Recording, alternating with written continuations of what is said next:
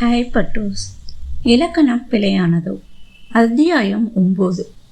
ஹாலில் இருக்கையில் அமர்ந்திருந்த ராஜலட்சுமிக்கு அறையினுள்ளே போன தன் கணவன், மகனும் மருமகளும் இவ்வளோ நேரம் ஆகியும் வெளியே வராமல் அப்படி என்னதான் ரகசியம் பேசுகிறார்களோ என்ற எண்ணத்தில் அந்த கதவு எப்போது திறக்கும் என்று ஓர பார்வையில் பார்த்து கொண்டிருந்தாள். தன்னை விட்டு சென்ற கணவனின் மேல் கடுங்கோபம் எழுந்தது. தனக்கு தெரியாமல் தான் அந்த இடத்தில் இல்லாமல் குடும்ப விஷயம் பேசுவது தன்னை மதிக்காமல் நடப்பதுதானே என்ற கோபம் அவளுள் தீயை மூட்டியது. ஆனால் இன்று ஏனோ கொஞ்சம் அடக்கி வாசிக்க வேண்டும் என்ற எண்ணத்தில் சுகாசினியிடம் வம்படியாக வார்த்தைகளை விட்டாலும் உள்ளே நடப்பதை அறிந்து கொள்ள துடித்தாள் ராஜலட்சுமி. பெண்களின் உணர்வுகளே வித்தியாசமானது. அதுவும் இரண்டாம் தாரமாக வாழ்க்கைப்பட்டு வரும்போது அவர்களின் மனம் குழம்பியே இருக்கும். அதற்கு வெந்நீர் ஊற்ற பலரும் இருக்க அதில் பல குடும்பங்கள் அழிந்து போவதும் உண்டு. அதில் வீட்டில் இருக்கும் சிறு குருத்துகளின் வாழ்வுதான் அதிகமாக இருக்கும். ஆனால் அதை உணராமல் தனக்கு மட்டுமே என்ற சுயநலமாக வாழ வேண்டிய மனநிலையில்தான் ராஜலட்சுமிக்கு இருந்தது அன்றைய நாள். ஆரம்பத்தில் இந்த வீட்டில் மகேந்திரனை இரண்டாம் தாரமாக கல்யாணமாகி வந்தபோது தன்னுடைய இடத்தை தக்க வைக்க எத்தனையோ காரியங்களை தெரிந்தும் தெரியாமலும் செய்திருக்கிறார். இந்த வீட்டில் தன்னுடைய ராஜ்யம் மட்டும் நடக்கணும், தன்னுடைய குழந்தைகளுக்கு தான் முதலிடம் என்று ஒரே எண்ணத்தின் அதற்காக தன் கணவனை தன்னுடைய கைப்பாவையாக ஆட்டி வைத்தவள் தான் ராஜலட்சுமி. நிசாந்தன் பள்ளியிலிருந்து வருகிறானா, என்ன செய்கிறான், சாப்பிட்டானா என்று எதிலும் அக்கறை காமித்தது இல்லை. அவனுக்காக கவலைப்படவும் மாட்டாள். கணவனிடம் எளிதாக நெருங்க விடாமல் முட்டுக்கட்டை போடுவதும் உண்டு. கணவன் ஹாலில் நிசாந்தனை பார்த்தால் சாப்பிட்டியா கண்ணே என்று கேட்கும் போதே இவளே பதில் சொல்லிவிடுவாள். அவன் சாப்பிட்டான்.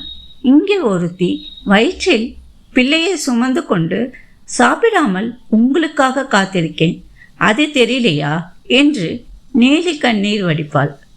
அதை பார்த்து அடுத்த நொடி மகேந்திரன் கவனமெல்லாம் மனைவியிடம் சென்றுவிடும்.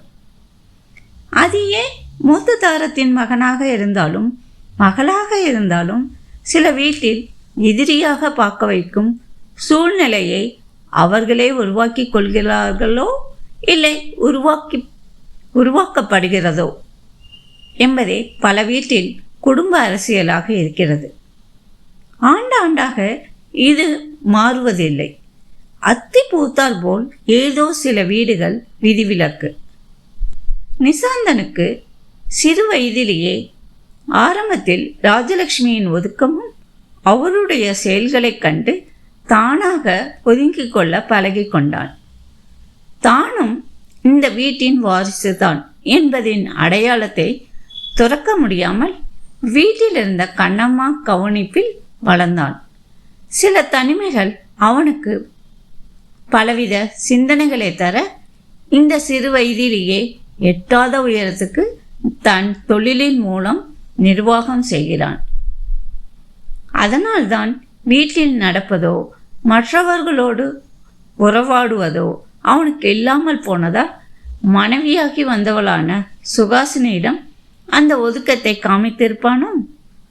காலம் ஒவ்வொரு மனிதனை எவ்விதமாக மாற்ற செய்யும் என்பதை பிறக்கும் போதே தலையில் எழுதி கடவுளின் கையில் தானே, தலையில் எழுதியது கடவுளின் கையில் தானே. இனி அதில் மாற்றங்கள் நடந்து அவன் வாழ்வில் ஜெயிப்பானா? அவனுடைய சுகாசினி அதை புரிந்து நடப்பாளா? காலம்தான் பதில் சொல்லணும் இதற்கு என்று நிசாந்தனின் மனதில் ஓடியது. நிசாந்தனோ பொறியாளர் படிப்பில் தங்க மெடல் வாங்கி மேனேஜ்மெண்ட் கோர்ஸ் படித்துவிட்டு வரவும் மகேந்திரன் தன் தொழிலில் மகனை புகுத்த அவனை அடியெடுத்து வைக்க முயற்சி செய்த போது பல பிரச்சனைகளை உண்டாக்கிய ராஜலட்சுமியை கண்டு கோபம் வந்தாலும் மகேந்திரனுக்கு தன் மகன் மேல் அசைக்க முடியாத நம்பிக்கை இருந்தது.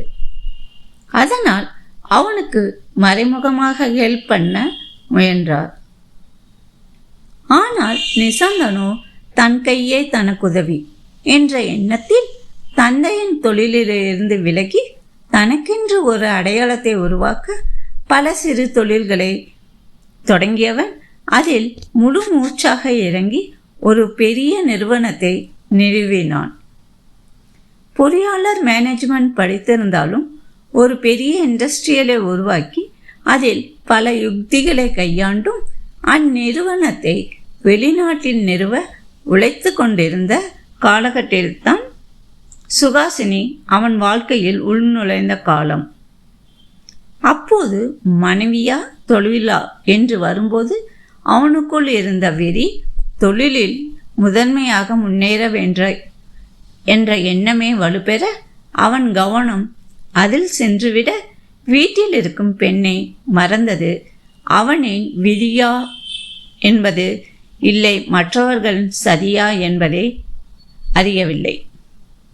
அதனால் அவன் இழந்தது அவனுடைய வாழ்க்கையை என அறிந்தபோது அதில் பொக்கிஷமாக ஒரு மகள் வரவும் காலம் கடந்து அறிந்ததும் தன்னுடைய பிழைதான் என்று எண்ணியும் மகள் பிறந்ததும் முதல் முறையாக குழந்தையின் பட்டு மேனியை மென்மையாக தழுவி கொஞ்சி அதன் ஸ்பரிசத்தை அறிய இயலாமல் போன வலியை அவனால் தாங்க முடியாமல் மனதிற்குள் இறுகி கிடப்பதே அவனை தவிர யாருக்கும் தெரியாது.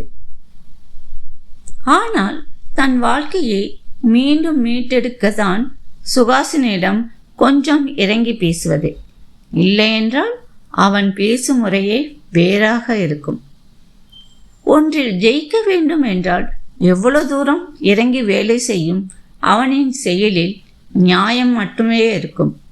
ஆனால் சுகாசினியின் வாழ்வில் அவன் நடந்து கொண்டது அநியாயமாக மாறியதை மாற்ற முயற்சி எடுக்கத்தான் இத்தனை வார்த்தையாடல்கள்.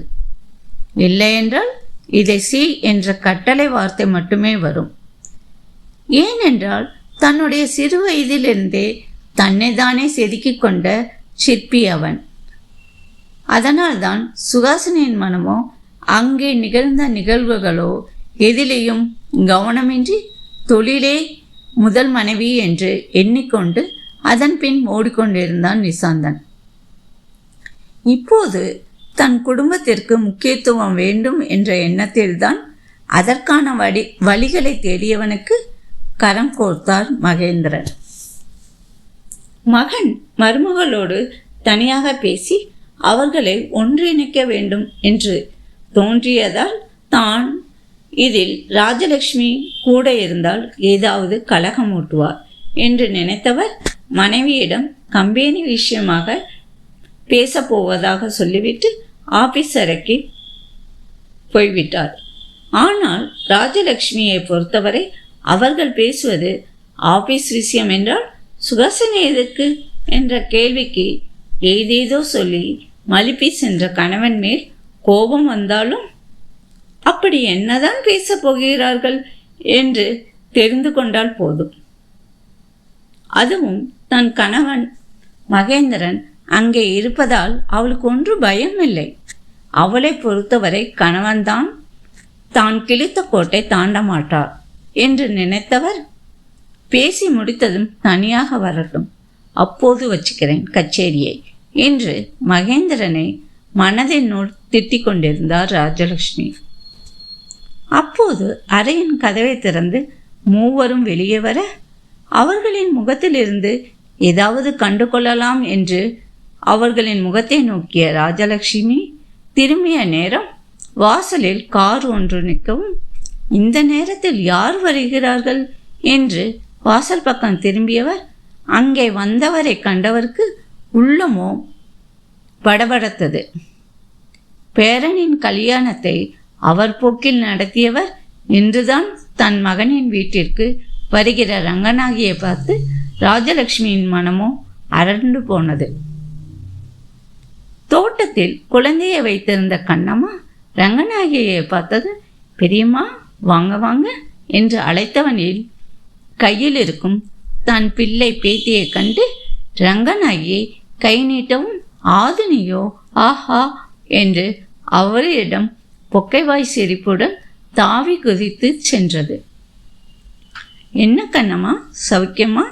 எப்படி இருக்கான் உன் மகன், பிள்ளைகள் எல்லாரும் என்று கணீர் குரலில் கேட்டபடி குழந்தையை வாங்கியவர் அதன் கன்னத்தில் முத்தமிட்டு கொஞ்சியபடி, இங்கு நிலவரம் எப்படி, சுமூகமாக போகுதா, இல்லை சுனாமிக்கு முன் வரும் அமைதியாக இருக்கும் கடலை போல வீடு இப்படி அமைதியாக இருப்பதை பார்த்தால் என் மருமகள் அடங்கிவிட்டாளா என்று சிரித்தபடி கேட்டவரோ அந்த காலத்து பியூசி படிப்பை படித்தவர். அதை கேட்டு சிரித்த கண்ணம்மா பதில் எதுவும் சொல்லாமல் வாங்கம்மா உள்ளே என்று கூப்பிட, ஏன் இந்த வீட்டு மகாராணி நின்ற இடத்தை விட்டு நகர மாட்டாளா, வாசல் வரை வந்து கூப்பிட மாட்டாளா என்றவருக்கு என்ன பதில் சொல்வது என்று புரியாமல் தலையை சொரிந்தாள் கண்ணம்மா. வெளியே தன் அம்மாவின் குரலை கேட்ட மகேந்திரனுக்கு ஒரு பக்கம் மன மகிழ்ச்சியில் மிதக்க, ராஜலட்சுமிக்கோ பயத்தில் கிளி பிடித்தது.